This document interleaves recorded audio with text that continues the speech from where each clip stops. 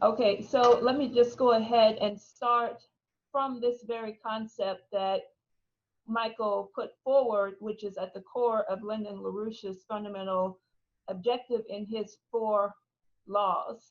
And at the core of that, it's not a legislative policy. Just like the space program, the Artemis program is not a debate on can we get enough money, a legislative policy. The fight that I have waged and that Lyndon LaRouche has committed his life to was not just about getting legislation for a Moon Mars program and a 30, 40-year perspective, but it was transforming the concept and the identity of who we are as a species.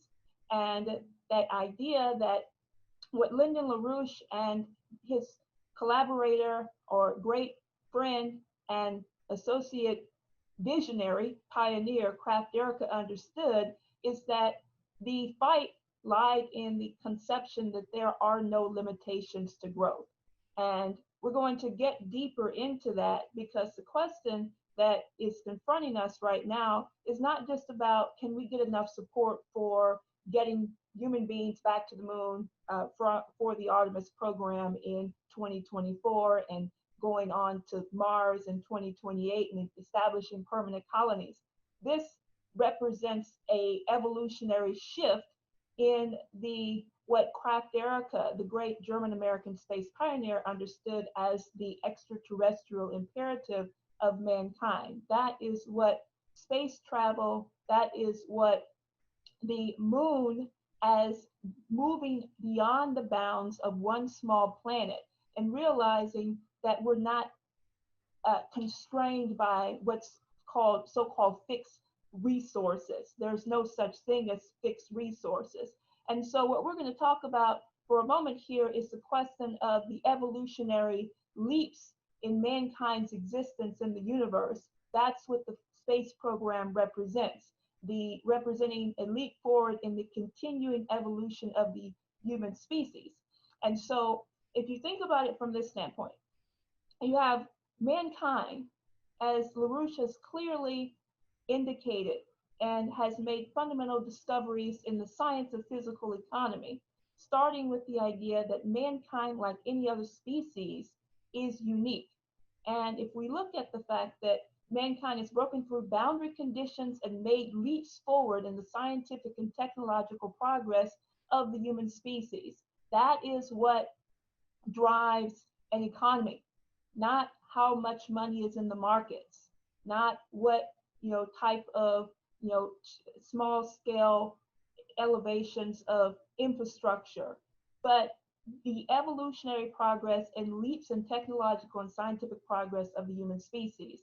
And so, as I said, we've spoken on many occasions of the work of both Lyndon LaRouche and the German American space pioneer Kraft Erica, which I'm going to use an example from Kraft Erica, who was more than just a rocket scientist. Many people know Kraft Erica for his Centaur rocket and the fact that many of his discoveries in terms of engineering and rocketry are still utilized today, and as we send rockets and travel into outer space and interplanetary travel.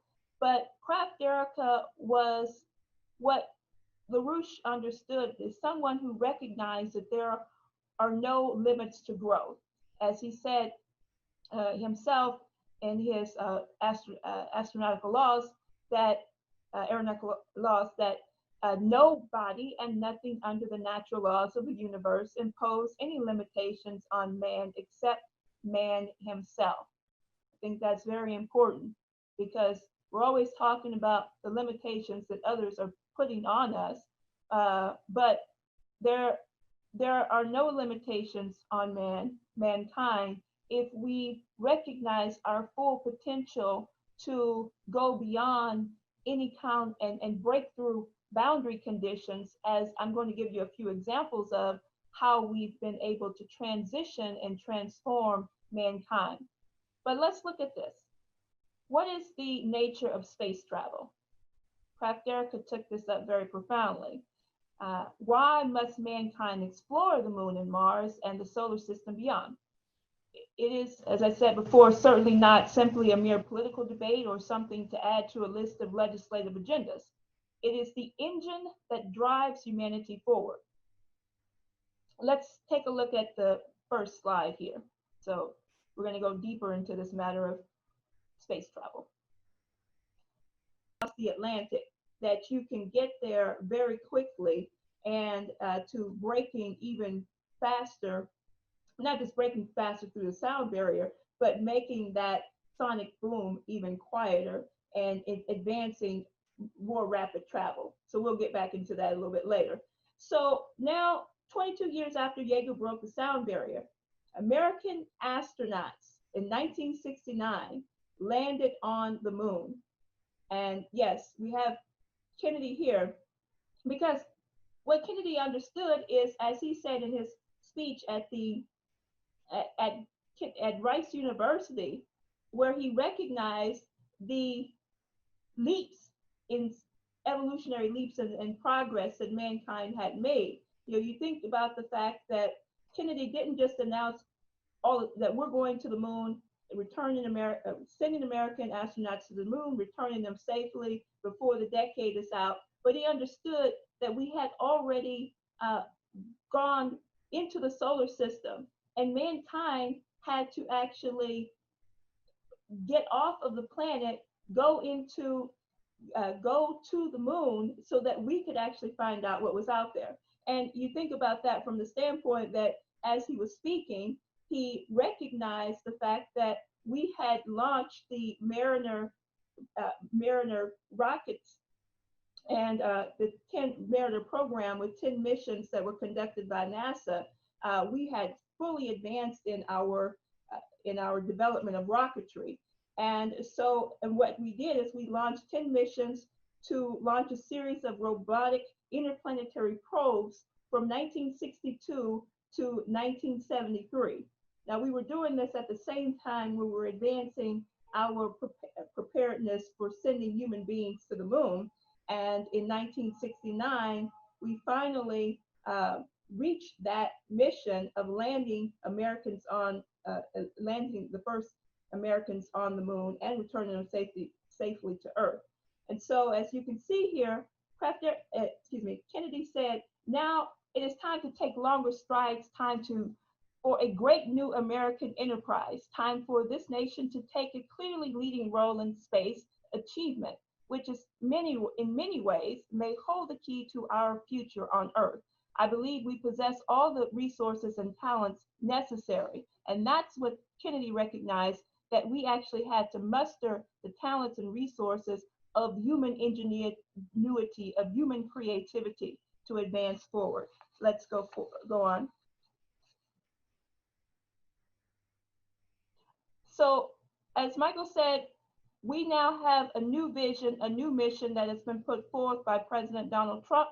As I'll read here, the president made clear as he signed Space Policy Directive 1, again, that this wasn't just about a legislative policy, but that we had to restore a commitment to optimism, to a renewed mission and vision for our nation. And you see that from the statement that he says here, the directive I'm signing today will refocus America's space program on human exploration and discovery, said President Trump.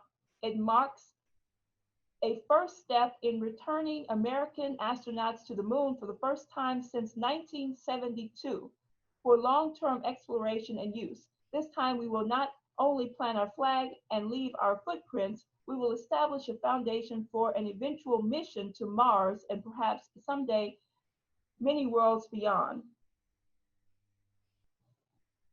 Okay, so let's go to the next slide. So here we are, the space, what we have here is a picture of the first Artemis class, first graduating class of what has become known as Mission Artemis. And Artemis, many people may have heard this from the NASA administrator, and what the president deemed as the mission for returning American astronauts to the moon has been named Artemis after the twin sister of Apollo, which was the first moon program. And so with this is the first class. I had a chance to go to the graduating ceremony in January of 2020, and this class is already making great headway in terms of preparing for the return mission for human beings to the moon, moving forward on not just getting back to the moon for a one-time stay, but to develop the resources needed for permanent presence on the moon. So let's move forward here. Okay, so this is when we're talking about going back to the moon, the Artemis program represents a drive toward a full industrialization of the moon and Mars.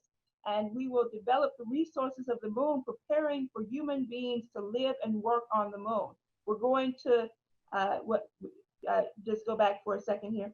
Okay, so we're going to go to the permanent colonies. What this is just a sketch of the Artemis program and how this will work. And we will see in 2024, you will have the human crewed missions to the moon. And so because I'm running out of time here, we'll come back to more of that a little bit later. I just want to go ahead and go forward.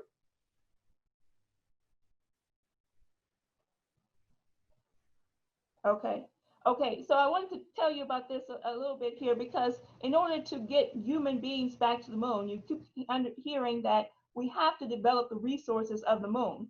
And we have come to discover that there exists ice, water on the moon.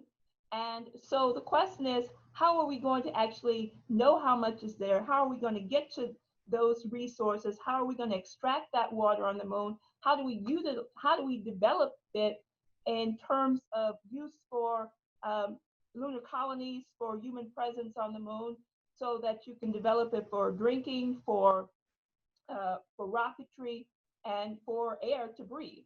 And so this here represents a mission of revolutionary breakthroughs in what's called lunar CubeSats. And people will get a chance to read an article that I will have in the next EIR. And this, I had a chance to speak with one of the principal scientists of these lunar CubeSat missions, and they're small 6U missions. This represents is these missions, and you can go to the next one here. This is a very interesting one. They represent the ability for us to more precisely locate where the water ice is on the moon. And this will be one of the first missions that will go closer to the surface of the moon. As you see here, what it has is a laser, infrared laser that's going to go down into this is called the lunar flashlight, into the shadow craters of the moon and give us readings back in terms of how much water may be present there. So that's very important. So next slide, please. And finally, I'll just say a little bit about this.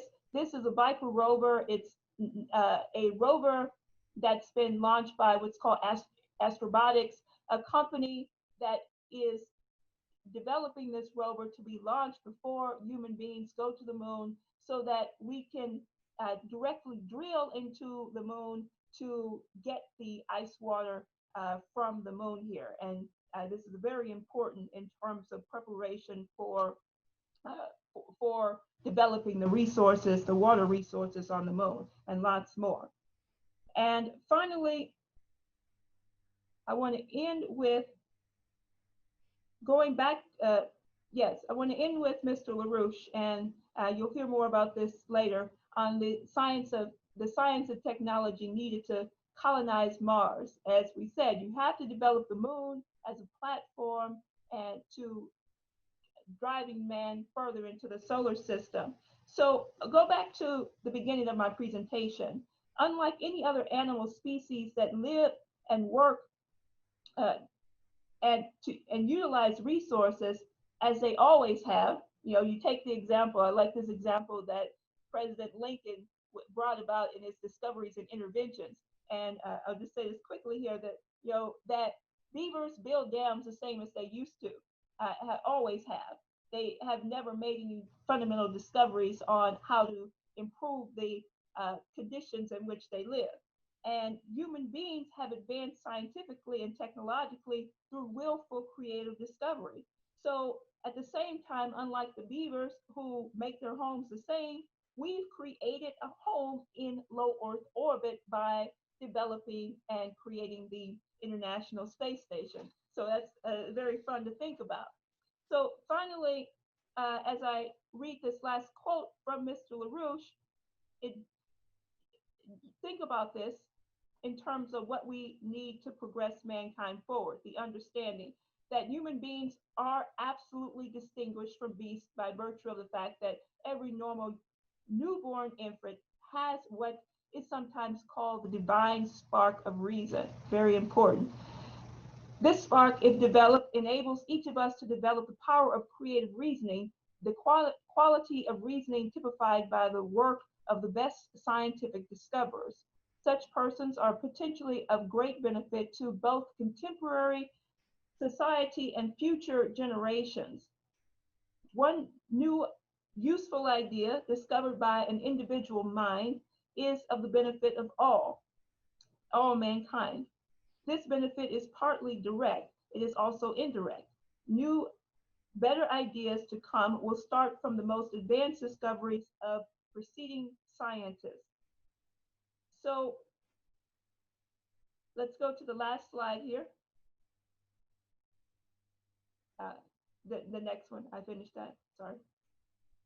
Okay, so what we have here is once we fully open the age of reason, we will then be able to realize the extraterrestrial imperative of mankind in the solar system. And this is what that will look like. Kraft Erica's concept here for a permanent colony on Mars. What if we move in the right direction to continue to advance the creative discoveries of mankind off of the planet into the solar system, recognizing that there are no limitations to growth, then we will be able to develop this conception of mankind in the solar system and have a permanent lunar colony and move on to developing the moon and Mars. So I want to end with that.